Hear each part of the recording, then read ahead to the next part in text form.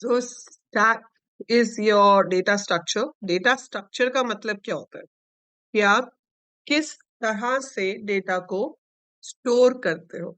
ठीक है, सो अपनी अपनी नींदें भगाओ और पूरा ध्यान लगाओ और ध्यान से सुनो और समझो कि स्टैक क्या होता है और क्यों चाहिए होता है। ठीक है, तो सबसे पहली चीज जो स्टैक के बारे में आपको पता होनी चाहिए कि it is a data structure based on the concept of LIFO. LIFO की फुल फॉर्म, तो चलो आयुष बताएगा फिर लिफो की फुल फॉर्म क्या है। बताओ Ayush. Ram Ram ji. What is the full form of LIFO?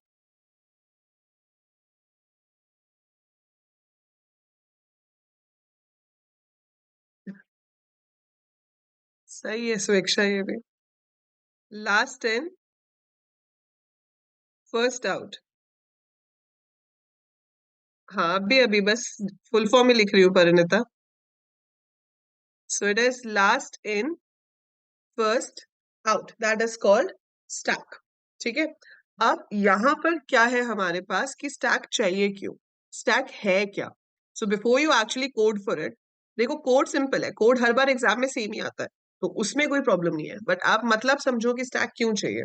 ठीक है, तो सबसे पहली चीज, स्टैक का मतलब क्या होता है, एक ऐसा way of storing the data कि जब भी कुछ नया इंसर्ट हो तो वो टॉप पर जाए, और जब भी कुछ रिमूव हो तो वो टॉप से रिमूव हो। ठीक है, मुझे क्या करना है, मुझे यहाँ पर कुछ बुक्स रखनी है, तो मैंने एक बुक उठाई, यहाँ पे रखी। अब मैंने एक और बुक उठाई, तो should I keep it above this और बिलो दिस? कहाँ रखूं, इसके ऊपर या इसके नीचे? Which will be easier for me? ऊपर, है ना।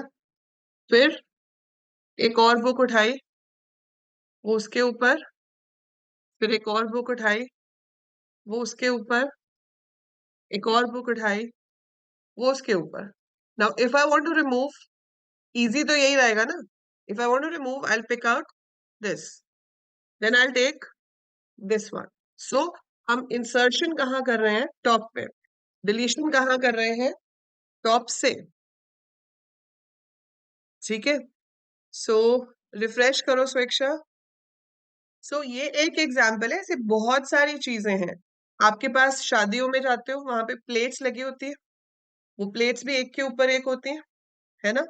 और आजकल कबीर का भी एक नया गेम है, व्हाट ही डज कि वो सारे के सारे ग्लासेस निकाल लेता है, कटोरियां निकाल लेता है, और क्या करता है, एक के ऊपर एक के ऊपर एक, मतलब स्टैक क्रिएट करता रहता है ग्लासेस एंड कटोरियों का, है ना। So that is a stack. So if you have to take out, आप टॉप से लोगे। तो जब भी कुछ ऐसा वे ऑफ स्टोरेज है, तो ये कोई कंपल्शन नहीं है कि हमें स्टैक ही यूज करना है, but it is a way of storage and we choose depending upon the requirement. ठीक है, सो हमारी रिक्वायरमेंट ही ऐसी है कि हमें जब भी उसमें स्टोर करना है, हम टॉप पे ही स्टोर करेंगे, और जब हमें रिमूव करना है तो हम टॉप से ही रिमूव भी करेंगे, तो उसे कहते हैं स्टैक। ठीक है, सो स्टैक सिस्टम में कहाँ कहाँ यूज होता है, आपकी अंडू ऑप्शन, सबने यूज की होगी अंडू ऑप्शन कभी ना कभी किसी ना किसी पर्पस के लिए, है ना। अंडू एंड रीडू ऑप्शंस होती हैं। अब अंडू की शॉर्टकट की क्या होती है, कंट्रोल जेड। मैंने कंट्रोल जेड प्रेस किया, ओ उड़ गया, फिर से किया, फिर से किया, तो जितना मैंने एक बार में पेन से लिखा है वो एक एक करके रिमूव होगा, है ना। So undo will cancel the last action, फिर उससे पीछे वाला, फिर उससे पीछे वाला, एंड फिर उससे पीछे वाला। So last in first out, जो सबसे आखिर एक्शन हुआ था वो सबसे पहले रिमूव होगा। हमने फंक्शंस वाला चैप्टर पढ़ा, है ना, उसमें हमने फंक्शन कॉल भी देखी। आपके पास एक से ज्यादा फंक्शंस भी हो सकते हैं। अगर एक फंक्शन दूसरे फंक्शन को कॉल कर रहा है और वो फंक्शन उससे अगले फंक्शन को कॉल कर रहा है, तो सबसे पहले खत्म वो होता है जो सबसे लास्ट में कॉल हुआ हो, फिर उसके पीछे वाला, फिर उसके पीछे वाला। तो फंक्शन कॉल्स, एक आपके सिलेबस में पहले टॉपिक था रिकर्शन, जो कि जब डिडक्ट हुआ सिलेबस तो रिमूव हो गया, but recursion is also an example of stack. उसमें क्या होता है, फंक्शन खुद को ही कॉल करता रहता है, so when a function calls itself, it is called recursion. उसमें भी एक लेवल तक रिकर्शन चलती है, फिर रुक जाता है। तो सबसे पहले खत्म फंक्शन वो होता है जो सबसे आखिर में कॉल हुआ है, फिर उससे पीछे वाला, फिर उससे पीछे वाला, एंड सो ऑन। देन आपकी evaluation of postfix expressions, that is also an application of stack. तो आपको मल्टीपल चॉइस क्वेश्चन में या 2 मार्क में पूछ सकते हैं कि what are the applications of stack, so you should know कि ये सारी स्टैक की एप्लीकेशंस है। Memory management is also an application of stack. ये जो फ्री मेमोरी हम मैनेज करते हैं वो या तो स्टैक से मैनेज होती है या फिर हीप से मैनेज होती है। हीप आपके सिलेबस में नहीं है, but memory is managed either with the help of stack और with the help of heap, so that is also an application of stack. तो ये कुछ स्टैक की एप्लीकेशंस हैं। बट अब आती है भाई मुद्दे की बात कि अगर मुझे इसको इम्प्लीमेंट करना है कोडिंग में तो मैं कैसे करूंगी। तो स्टैक बहुत सिंपल सी चीज है कि आपको जब भी इंसर्ट करना है टॉप पे करना है, जब भी रिमूव करना है टॉप से करना है। तो ऑपरेशंस ऑन स्टैक क्या हो सकते हैं? ऑपरेशंस ऑन स्टैक में हमारे पास आता है पुश ऑपरेशन। पुश का मतलब है insertion at top, that is called push. Pop operation, that means deletion from top. एक होता है peep operation, आपको सिर्फ टॉप मोस्ट वैल्यू देखनी है, डिलीट नहीं करनी। सो चेकिंग आउट और fetching the top most value. So checking और fetching the top most value is peep. So push हो गया, pop हो गया, peep हो गया और reversal. Obviously आप reverse करोगे मतलब उसके सारे एलिमेंट को डिस्प्ले कराओगे, ठीक है।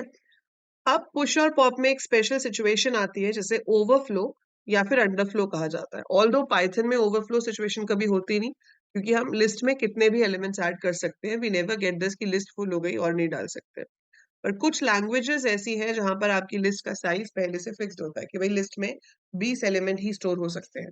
अब अगर 20 ही स्टोर हो सकते हैं और हम और इंसर्ट करने की कोशिश करेंगे तो वो ओवरफ्लो हो गया है ना। कहते हैं ना वो सुबह जिसके घर में वो बेल लगी होती है टैंकी वाली, तो मैसेज वो बोलती है ना जब भर जाती है, आपकी टैंकी भर गई है, कृपया मोटर बंद करें नहीं तो ओवरफ्लो हो जाएगा। वैसे वो बोलती नहीं है नहीं तो ओवरफ्लो हो जाएगा, मान लो कि ओवरफ्लो हो जाता है अगर हम बंद ना करें।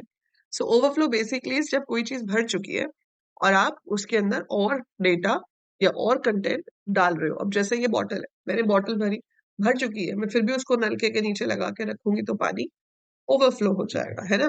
सो if the stack is full and we still want to insert, so if stack is full and we still want to insert a value। देखो सोसाइटीज में तो आपको ये बेल्स की जरूरत ही नहीं होती है ना, सोसाइटीज में तो पहले से ही पानी मैनेज होता है। पर जो इंडिपेंडेंट हाउसेज होते हैं जहाँ पे हमें मोटर ऑन करनी पड़ती है पानी टैंकी में चढ़ाने के लिए, वहां पर इस बेल की जरूरत पड़ती है। अदरवाइज आपको पता कैसे चलेगा कि फुल हो गई है या फुल नहीं हुई है ना। बट आप बेल के ऊपर फोकस मत करो, आप ओवरफ्लो के ऊपर फोकस करो। तो आपको जो यहाँ से समझना है वो ओवरफ्लो समझना है कि क्या होता है, ठीक है। अंडरफ्लो में क्या होगा कि हम डिलीट करना चाहते हैं लेकिन स्टैक खाली है। So if stack is empty and we try to delete something, so खाली स्टैक में से डिलीट करने की कोशिश करोगे तो अंडरफ्लो होगा। भरे हुए स्टैक में और इंसर्ट करने की कोशिश करोगे तो ओवरफ्लो होगा। ये कुछ टर्म्स हैं जो आपको स्टैक से रिलेटेड पता होनी चाहिए, ठीक है। बस अब देखो कोडिंग की बारी आती है। 3 नंबर का प्रोग्राम आएगा 100%। So you will get a program to write on stack for sure for 3 marks, ठीक है। बाकी 1 नंबर का हो सकता है आपको इसके ऊपर कोई मल्टीपल चॉइस क्वेश्चन आ जाए, अदरवाइज 3 नंबर का एक प्रोग्राम तो आता ही आता है, वो श्योर है। अब देखो प्रोग्राम बनाने में हमें पुश और पॉप ऑपरेशंस बनाने होते हैं। मुझे एक चीज बताओ, हम यहाँ पर स्टैक को इम्प्लीमेंट करते हैं using list. Stack using list, हम जिधर इंसर्ट कर रहे हैं उधर से ही हम डिलीट भी करेंगे। तो हम एक तरफ ले लेते हैं, या तो आप ले लो कि insertion at beginning deletion from beginning, या आप ले लो insertion at end and deletion from end. तो हम एंड लेके चलते हैं। अब आप मुझे बताओ लिस्ट में एंड में इंसर्ट करने के लिए कौन सा फंक्शन होता है? लिस्ट में एंड में इंसर्ट करना है, कौन सा फंक्शन होता है? अपेंड। सो एंड में इंसर्ट के लिए फंक्शन है अपेंड। लास्ट एलिमेंट को आप डिलीट करना चाहते हो, कौन सा फंक्शन होगा? You want to delete the last element. Pop. Very good. So if I want to delete the last element, I have pop. तो मुझे अगर append करना है तो insert है, मुझे अगर remove करना है तो pop है। ठीक है, सो ये दोनों फंक्शंस का मैं यहाँ पर इस्तेमाल करूंगी पुश एंड पॉप ऑपरेशन में। तो मैं आपको डायरेक्टली यहाँ पे क्वेश्चन दिखाती हूँ और उसी के हिसाब से आपको बताती हूँ कि कैसे लिखना है। सो अगर हम स्टैक के क्वेश्चंस पे चलते हैं तो पहला क्वेश्चन जो है यहाँ पर वो क्या कह रहा है? Given a dictionary stu underscore dict containing marks of students for 3 test series in the form student id ts1 ts2 ts3 as the key value pair. Write a Python program with the following user-defined functions to perform the specified operation on a stack named toStack. अब आपको दो function बनाने को बोला गया है। इसमें हमेशा आपको एग्जाम्पल देके बताया होता है डेटा का। So they always give you example of the data कि किस तरह से हमें उस पर काम करना है। पुश एलिमेंट्स में क्या यूज कर रहे हैं? हम एक toStack रिसीव कर रहे हैं और एक dictionary. It allows pushing IDs of those students from the dictionary to DICT into the stack to STK who have scored more than or equal to 80 marks in the TS3 test. ठीक है, now pop element जो है it removes all the elements present inside the stack in LIFO order and prints them. Also the function displays stack empty when there are no elements in the stack. Call both functions to execute the queries. For example, if the dictionary is like this कि हमारे पास ID है 5 फिर marks दिए हुए हैं फिर 10 ऐसे ऐसे करके हमारे पास है। After executing push elements, STK should contain 5, 12, 14, 18 हमें सिर्फ आईडी स्टोर कराने हैं। सो 5, 12, 14, 18 स्टोर होना चाहिए और फिर ये आउटपुट में आपका पॉप एलिमेंट्स में ये प्रिंट हो जाने चाहिए ऐसे। सो ये एग्जाम्पल हमेशा आपको गिवन होता है। ठीक है, आप मेरे को इसका कोड लिखना है। देखो कोड आपका हमेशा सेम तरह से लिखा जाएगा। तो आप मुझे क्या चाहते हो, मैं लिख के दिखाऊं एग्जीक्यूट करके दिखाऊं? एग्जीक्यूट।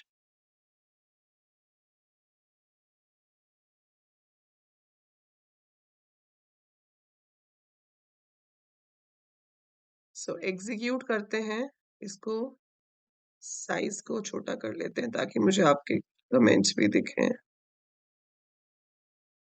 आती नहीं है विंडोज की।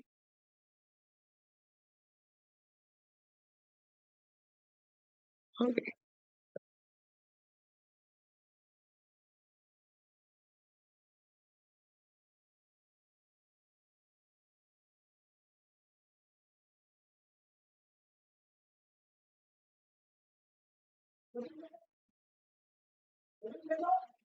आई वॉज हेयर नो हेयर।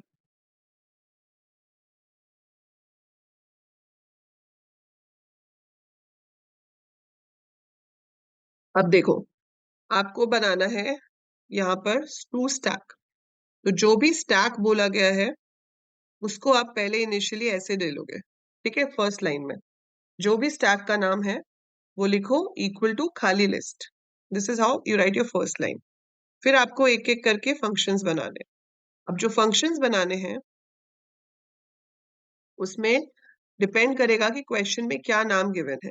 सो जो भी नेम गिवन है हम उसके अकॉर्डिंगली नेम लेंगे and we will write down the code.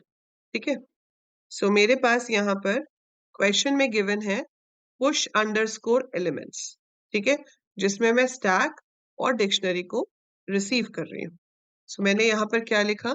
Def push underscore elements, bracket में स्टैक रिसीव कर लिया, कॉमा डिक्शनरी रिसीव कर ली। ठीक है, अब आपको इसमें से स्टैक में सिर्फ उनको पुश कराना है, उन आईडीज को पुश कराना है जिनके टेस्ट 3 में 80 से ज्यादा मार्क्स है ना। So if you have to traverse the dictionary obviously हम क्या लिखेंगे? For ID comma marks in to dictionary dot items. इससे क्या होता है कि जो पहला वेरिएबल का नाम आप लिखते हो, ठीक है, जो पहला वेरिएबल का नाम हम लिखते हैं उसके अंदर की आ जाती है, जो दूसरा वेरिएबल का नाम हम लिखते हैं उसमें वैल्यू आ जाती है। हमेशा याद रखना है डिक्शनरी के क्वेश्चंस में। सो जब भी एक डिक्शनरी को ट्रेवर्स कर रहे हो और आप चाहते हो की वैल्यू एक साथ फेच हो, तो आपकी की पहले वाले में आएगी, वैल्यू दूसरे वाले में आएगी, और यहाँ पर आपको डिक्शनरी डॉट आइटम्स लिखना है। ठीक है। अब इसमें क्या कहा है, पुशिंग आईडीज ऑफ दो students from the dictionary into the stack who have scored more than equal to 80 in TS3। So ये टपल है।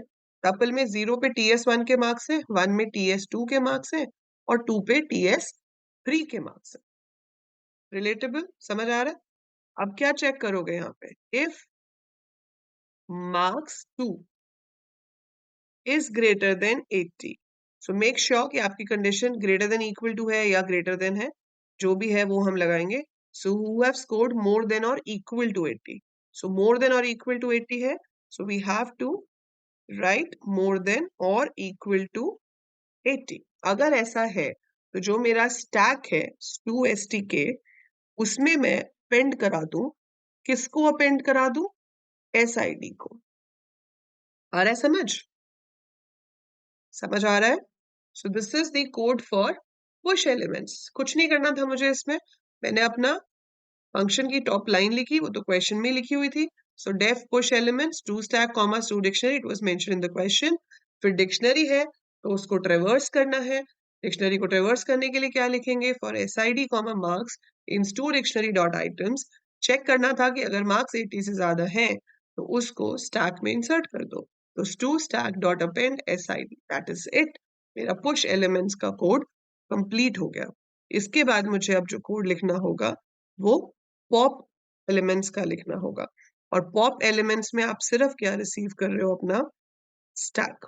सो टेल मी, यहां तक सबको क्लियर है? एंड नाउ दे से कि आपको प्रिंट करते जाना है, प्रिंट करते जाना है, डिलीट कर करके। So I can keep a loop over here which says while length of to stack is greater than 0। सो जब तक उसकी लेंथ 0 से ज्यादा है तब तक क्या करो, आप एक वैल ले लो, वैल में क्या कर दो, to stk dot pop, pop कराएंगे, जो भी आएगा उसको प्रिंट करा देंगे। करते रहेंगे करते रहेंगे करते रहेंगे, अपने आप लेंथ कम होती जाएगी। जैसे जैसे पॉप होता जा रहा है लेंथ कम होती जाएगी, एक पॉइंट आएगा जब उसकी लेंथ 0 हो जाएगी। तो वाइल के एल्स में जाकर आपको प्रिंट कराना है स्टैक इज एम्प्टी। ठीक है, ये तो आपका कोड हो जाएगा। फिर आपको एग्जाम्पल में जो भी टू स्टैक दिया हुआ था, जो टू डिक्शनरी आपकी दे रखी थी, वो आप यहाँ पर लिख दोगे, क्योंकि कॉल भी तो कराने हैं ना। तो to dictionary is equal to जो भी पेपर में आपको एग्जाम्पल दे रखा है, वो सेम वैल्यूज आप अपनी यहाँ पर लिखते जाओगे और पहले कॉल कर लोगे push elements passing your to stack and to dictionary, और फिर कॉल कर लोगे pop elements. So that's how you can write down the code. हाँ जी, is it clear to every one of you? समझ में आया? Yes or no? So this is how we can write the answer for this question. So सारे questions में आपका push थोड़ा सा change होगा, जिसमें depend करेगा कि हमारी condition क्या है। ठीक है, लेकिन pop जो है वो हमेशा सेम रहेगा। पॉप मोस्टली क्वेश्चंस में सेम रहता है, उसमें कोई चेंज नहीं होता। अगर आपको मैं ये कोड लिख कर दिखाऊं, you want me to write this complete code, तो हम यहाँ पर क्या करेंगे, हमने ले लिया to stk is equal to this, फिर आपने डेफ किया, डेफ में क्या आ गया, पुश अंडरस्कोर एलिमेंट्स, आप स्टैक रिसीव कर रहे हो और आप डिक्शनरी रिसीव कर रहे हो। ठीक है, then you put the loop for the traverse in to dictionary dot items. यहाँ पर हम चेक कर लेंगे कि जो थर्ड मार्क्स है, मतलब जो इंडेक्स 2 पे है, अगर वो 80 से ज्यादा है तो उसको हम अपने स्टैक में पुश करा दें, मतलब अपेंड करा दें। और उसका सिर्फ आईडी आपको अपेंड कराना है, तो आपने आईडी करा दिया, बस इसका इतना सा कोड होगा। Same way you have to make pop elements. So pop elements में हम टू स्टैक ले लेंगे और यहाँ पर लूप लगा देंगे कि जब तक स्टैक में डेटा है तब तक डिलीट करते जाओ। So while length of to stack is greater than equal to, not equal to नहीं तो इनफाइनाइट हो जाएगा, greater than zero. While length of to stack is greater than zero, तब तक उसको पॉप करके प्रिंट करते रहो। आप सीधा भी लिख सकते हो print to stack dot pop, या आप उसको पहले किसी वेरिएबल में लेके भी प्रिंट कर सकते हो, क्योंकि एक्चुअली तो पॉप एक फंक्शन है जो कि आपके लास्ट एलिमेंट को डिलीट करके रिटर्न करता है। तो मैं उसे किसी वेरिएबल में लूँ फिर प्रिंट कराऊं, या मैं उसको डायरेक्ट ऐसे प्रिंट करा दूं, एक ही बात है। तो पॉप भी हो जाएगा और प्रिंट भी हो जाएगा। तो जब तक तो स्टैक में एलिमेंट्स हैं वो पॉप होता रहे प्रिंट होता रहे, पॉप होता रहे प्रिंट होता रहे। एक पॉइंट आएगा जब हमारा स्टैक खाली हो जाएगा। जब हमारा स्टैक खाली हो जाएगा तो हमें क्या करना है, तो हमें स्टैक इज एम्प्टी प्रिंट करना है, क्वेश्चन में बोला हुआ है। तो इसलिए हम यहाँ पर क्या कर देंगे, स्टैक इज एम्प्टी को प्रिंट कर देंगे एल्स में। एल्स में क्यों प्रिंट किया, क्योंकि एल्स तब एग्जीक्यूट होगा जब आपका वाइल खत्म हो गया। और सेम जो आपके क्वेश्चन में दिया हुआ है उसको हम ले लेते हैं और यहीं पर सेम डिक्शनरी में आपकी क्रिएट कराती हूँ।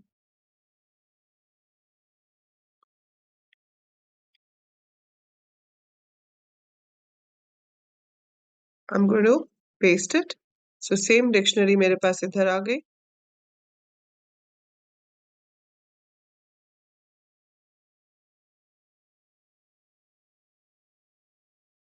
So let me check the values in it. ठीक है, ये डिक्शनरी सही है। अब हम यहाँ पे फंक्शन को कॉल कर लेंगे। तो हम यहाँ पर अब फंक्शन को कॉल करेंगे। तो फंक्शन कॉल के लिए आपको क्या लिखना है, push underscore elements to stk comma to dictionary, and then you have to call pop underscore elements और ब्रैकेट में अपना स्टैक। और यहाँ पर हम एस हमने स्मॉल लिया तो हम यहाँ पे भी स्मॉल दे देते हैं। So that is it, save it. इसका नाम दे दिया stack1 and then you run it. So यही आंसर एक्सपेक्टेड था, है ना, यही दिया हुआ था वहां पे। सो ये आंसर आपके पास इधर भी आ गया, सिंपल। सो सारे क्वेश्चंस ऑलमोस्ट सिमिलर टाइप के होते हैं। अब आप इसको पढ़ो, देखो क्या लिखा है। Write a function in Python push cosmetics where cosmetic is a dictionary containing the details of products p name and price। ठीक है, the function should push the names of those products in the stack whose price is greater than 130। also display the count of elements pushed in the stack। तो आपको क्या करना है, सिर्फ उनको push करना है जिनका प्राइस 130 से ज्यादा है। तो अगर मैं इस कोड को देखूं तो आप सीधा सीधा देखना है, मैं आपको दिखाती हूँ इस कोड में क्या चेंजेस होंगे। मैं इसको सेव एज कर देती हूँ। ठीक है, इसका नाम मैंने दे दिया स्टैक 2। अब इसके अंदर आपके पास स्टैक का नाम इन्होंने क्वेश्चन में नहीं बताया है, सिर्फ आपको डिक्शनरी का नाम बताया कॉस्मेटिक्स। ठीक है, स्टैक का नाम आप अपनी तरफ से कुछ भी दे सकते हो। तो मैंने यहाँ पर क्या कर दिया, इसका नाम कॉस्मेटिक स्टैक ले लिया मान लो। सो एक तो स्टैक का नाम चेंज हो गया आपका, दूसरा उन्होंने आपको ये स्टैक रिसीव करने को नहीं बोला है, आपको सिर्फ क्या बोला है कि कॉस्मेटिक वाली डिक्शनरी रिसीव करो। तो जो वहां पे लिखा हुआ है वही रिसीव करेंगे बस हम। तो मैंने कॉस्मेटिक रिसीव कर लिया, कॉस्मेटिक्स टू बी स्पेसिफिक। ठीक है, कॉस्मेटिक्स आपने रिसीव कर लिया। और फिर आपके फंक्शंस के नाम उन्होंने नहीं बोले कि क्या चाहिए, फंक्शन शुड डिस्प्ले, बस ये बोला है कि फंक्शन बना दो।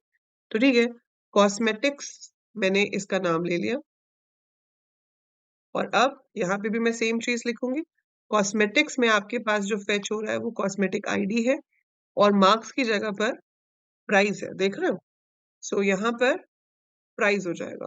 इन टू डिक्शनरी डॉट आइटम्स की जगह हम कॉस्मेटिक्स में से आइटम्स को चेक कर रहे हैं, तो कॉस्मेटिक्स डॉट आइटम्स हो जाएगा। कंडीशन क्या हो जाएगी कि अगर प्राइस 130 से ज्यादा है तो हम यहाँ पर चेक कर लेंगे कि अगर प्राइस 130 से ज्यादा है तो इसे कॉस्मेटिक में अपेंड करा दो। सो कॉस्मेटिक स्टैक में अपेंड करा दो किसको? CID को। एंड यू वोंट बिलीव कि जो दूसरा वाला है पॉप एलिमेंट्स, इसमें कोई चेंज नहीं आएगा, सेम, बस आपको स्टैक का नाम बदलना पड़ेगा। तो जहां पर भी मैंने टू स्टैक लिखा था उसकी जगह पर मैंने कॉस्मेटिक स्टैक कर दिया, otherwise I have no change in this.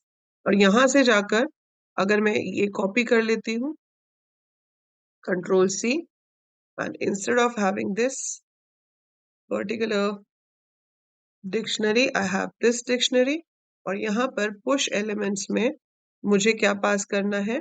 D item को, क्योंकि D item is my dictionary है, और pop item में मुझे कुछ भी पास नहीं करना है। मैंने सेव किया, रन किया, तो यहाँ पर जो हमारे कोड्स होते हैं वो साइन अलग आ रहा है तो वो मुझे चेंज करना पड़ेगा, बाकी जगह ठीक है। सो रन किया, so I am getting sunscreen, cleansing milk and face pack. इनका प्राइस 130 से ज्यादा था और स्टैक इज एम्प्टी लिखा हुआ आ रहा है एंड में, ठीक है। यहाँ पर 130 से ज्यादा करना है, ग्रेटर देन है, इक्वल टू नहीं है। तो अभी क्लींजिंग मिल्क क्यों दिखा रहा है? क्योंकि मैंने greater than equal to condition लिखी है। ग्रेटर देन 130 लिखोगे तो 2 आएगा, और इसमें आपको एक चीज और करनी है, काउंट ऑफ एलिमेंट्स प्रिंट भी कराना है। So count of elements print कराना है तो आप यहाँ पर क्या कर दोगे? बिफोर यू पॉप, क्योंकि पॉप कर देंगे तब तो सब डिलीट ही हो जाएंगे, ठीक है। सो बिफोर यू पॉप आपको काउंट प्रिंट कराना होगा, और यहाँ से हम इक्वल टू हटा देंगे। तो मैं यहाँ पर अब लिखूंगी print count of stack elements is, और यहाँ पर क्या शो हो जाएगा? आपके स्टैक के आइटम की लेंथ। सो लेंथ ऑफ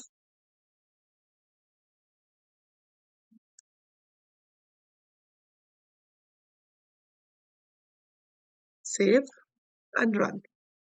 सो यहाँ पर आपके पास पहले आ गया कि काउंट ऑफ स्टैक एलिमेंट्स कितना है? 2 सनस्क्रीन एंड फेस पैक, ठीक है। सो ये हो गया आपका सेकेंड क्वेश्चन। ऐसे ही आपके पास कुछ भी दिया हो सकता है, जैसे अब यहाँ पर है list name record contains following format of the student. Student का नाम है, क्लास है, सिटी है। Write the following user defined functions to perform given operations on stack named record. अब आपके स्टैक का नाम है रिकॉर्ड, पुश रिकॉर्ड को हम कॉल करेंगे to pass the list record, ठीक है, and then push an object containing student name class and city of student belongs to Delhi to the stack record and display and return the contents of the stack, ठीक है। Pop record में क्या होगा? The to pass following record and then to pop all the object from the stack at the last display stack empty when there is no student record. तो आपको result show करना है जो daily वाले हैं उनको, और उसके बाद खत्म करना है। बेसिकली आपके पास एक लिस्ट ऑफ लिस्ट है जिसमें काफी सारे स्टूडेंट्स हैं, आपको पुश सिर्फ उनको कराना है जो डेली वाले हैं, ठीक है। सो जिनकी सिटी दिल्ली है उनको हम पुश करा रहे हैं। तो अब यहाँ पर डिक्शनरी नहीं है, लिस्ट है। सो सिर्फ जो चेंज होगा वो आपका ट्रेवर्सल का मेथड चेंज हो जाएगा कि आप किस तरीके से ट्रेवर्स करा रहे हो, how are you reversing it. That is the only thing that is going to change in all these your codes. And pop तब भी आपका almost same ही रहने वाला है, ठीक है। pop में तब भी कोई changes आपके ज्यादा नहीं आएंगे। so जैसे अब यहाँ पर आपके स्टैक का नाम दिया है हमने रिकॉर्ड, ठीक है, और अब हमारे पास जो डिक्शनरी है वो डिक्शनरी नहीं है, वी हैव लिस्ट। सो यहाँ पर हम इसको रिकॉर्ड्स कर देते हैं और रिकॉर्ड मेरी लिस्ट का नाम है। So record is equal to this, इसमें हमारे पास अलग अलग प्लेयर्स के नाम और सिटी आ गई, ठीक है। And then we want to call push elements. Push elements में आप रिकॉर्ड को पास कर दोगे। काउंट इसमें हमें प्रिंट करने के लिए नहीं बोला है तो काउंट हटा देते हैं। पॉप एलिमेंट्स आपका सेम रहेगा। पुश एलिमेंट्स में आप क्या रिसीव कर रहे हो? Record, that is the name of your list. और जो लिस्ट है वो ऐसे ट्रेवर्स नहीं होती। लिस्ट में आपको सीधा क्या लिखना है? इफ जो भी है प्लेयर है अगर, तो in if player in record, direct list का नाम आता है, कोई आइटम वगैरह नहीं लिखते हम, इफ प्लेयर इन रिकॉर्ड। तो ये जो नेस्टेड लिस्ट है, पहले राहुल 12 दिल्ली वाली जो लिस्ट है वो प्लेयर में आ जाएगी। फिर जब सेकेंड टाइम लूप चलेगा तो कोहली 11 मुंबई वाली जो लिस्ट है वो प्लेयर में आ जाएगी। फिर रोहित वाली जो लिस्ट है वो प्लेयर में आ जाएगी। ठीक है, तो हम उसके ऊपर अब अपनी कंडीशन चेक कर सकते हैं। तो हमारी कंडीशन क्या बनेगी कि भाई जो सिटी है वो दिल्ली होनी चाहिए। तो सिटी किस पे है? 2 इंडेक्स पे, 0 पे नाम है, 1 पे 12 जो भी उसकी एज या जो भी है वो है, और 2 पे उसकी सिटी, कि भाई अगर वो दिल्ली को बिलोंग करता है तो इफ सिटी इज दिल्ली तो हम उसको अपेंड करा देंगे कहाँ पर? अपने स्टैक में। तो स्टैक का नाम है रिकॉर्ड्स। सो रिकॉर्ड्स डॉट अपेंड, किसको अपेंड कराना है वो आप यहाँ लिखें।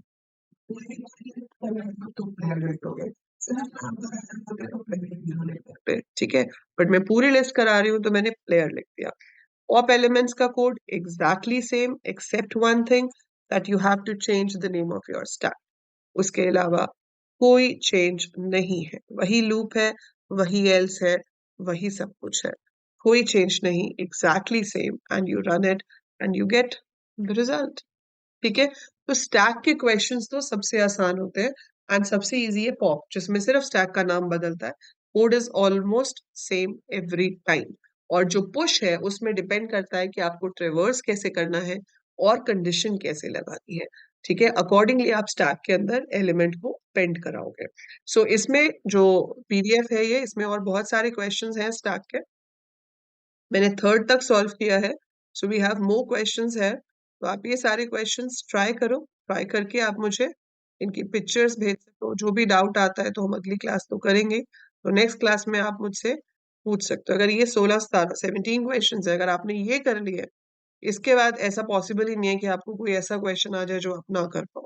ठीक है, you will be able to solve it for sure.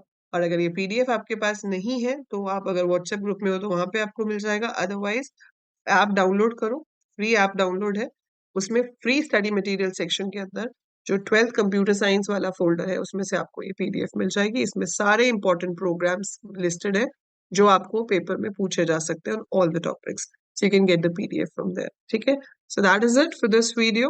Stack के क्वेश्चंस प्रैक्टिस कीजिए, we will be having marathons again later, जिसमें हम आपको ये सारे क्वेश्चंस लाइव सॉल्व करवाऊंगी मैं आपको। ठीक है, बट अभी के लिए आप एक बार खुद से प्रैक्टिस करो। कल की क्लास में हम MySQL कनेक्टिविटी करेंगे। So how is the interface between Python and MySQL, that is the last topic for Python, और उसमें आपको कैसे क्वेश्चंस पूछे जा सकते हैं वो डिस्कस करेंगे। ठीक है, उसके बाद सिर्फ प्रैक्टिस प्रैक्टिस और प्रैक्टिस चलेगी। And yes, we have 2 topics, that is computer networks and SQL, जो हम कल के बाद स्टार्ट करेंगे। ठीक है, so that is it for this video, I will see you in the next one. Bye for now.